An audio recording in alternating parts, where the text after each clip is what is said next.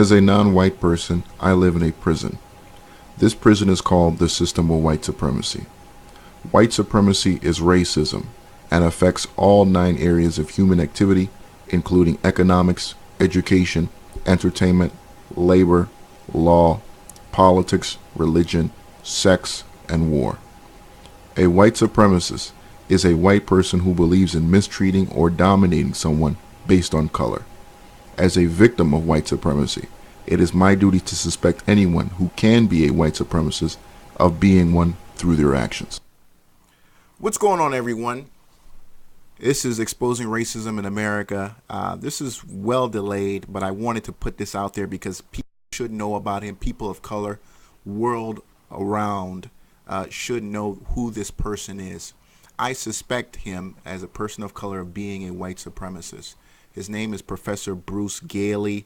According to Wikipedia, born 1966 and currently teaches at Portland State University. We've got to understand we're living in very, very different times, and many of these verified white supremacists and suspected white supremacists like Bruce Gilley, the man you see here on the screen, this suspected white supremacist you see right there on the screen, many of them have gone through the trouble of getting themselves the certifications and the degrees necessary to enter halls where they believe that they can create voices that can eventually lead to some of the most destructive and most racist policies ever implemented. They honestly, have gone through the trouble of making that happen. He, if you don't know who he is, recently wrote an article that has been retracted. I'm not even going to name it because it's such pieces of such bullshit, where he basically tried to create the notion that colonialism should return, that colonialism should be brought back. And in that article, it's pretty funny because he actually says that because the freedom fighters, and again, as someone who comes from the Democratic Republic of Congo, because of the freedom fighters who fought for independence are now aged or have died, that countries that want to recolonialize, particularly countries in Africa, because that's basically who he's talking about. His specialty is Asia, but there's no doubt in my mind, as a suspected white supremacist that I think he is, that I know he is, he's talking about the idea of recolonizing Africa.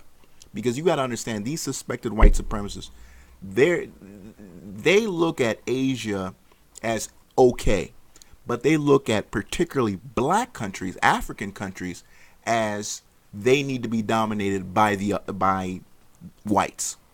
They need to be dominated because of their color. That is why he is a suspected white supremacist. Going back to what I was saying, he actually tries to create the argument that, again, that generation that fought for freedom is now aged and dying, that these countries that want to recolonize Africa should approach this new generation with an offer that says, hey, you let us control you, and you're going to be better off for it.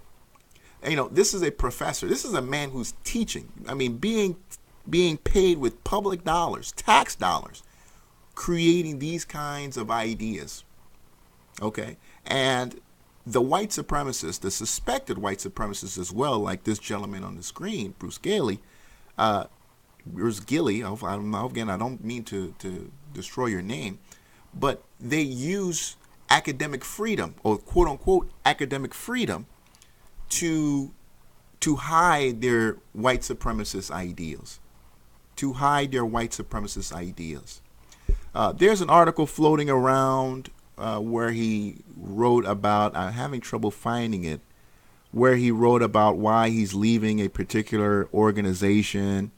And he goes, and again, that's what these verified white supremacists and suspected white supremacists, they can't hide their ideals. I mean, they are so desperate to get their ideas out that they can't hide them. And in the article where he's trying to justify him leaving this organization that was having a conference, he just goes right into the name calling about feminism and the whole idea. I mean, he doesn't even mention these professors' names. He just kind of boxes them into these political ideas that fit the framework and the idea of white supremacists. You know what I'm saying? He just goes straight into creating these, well, you're a leftist, and you're this, you're a feminist, you're this. I mean, the othering of people of color and their ideas. The othering of people of color and their ideas. This man is a suspected white supremacist. We have to see him as that. He needs to be acknowledged as that. I have the right to call him that as a person of color and as a person born in a country that was colonized by people in a dominant society today. He is an individual who believes that people of color like myself and people who are born in these countries in Africa must be dominated by people in a dominant society because of the color of our skin. Because of the color of our skin. The idea that he uses war and famine and all of that, that's all the cover. That's all BS for what he is really trying to say is that white people should dominate people of color because people of color cannot control, cannot govern themselves. That's basically what he's trying to say.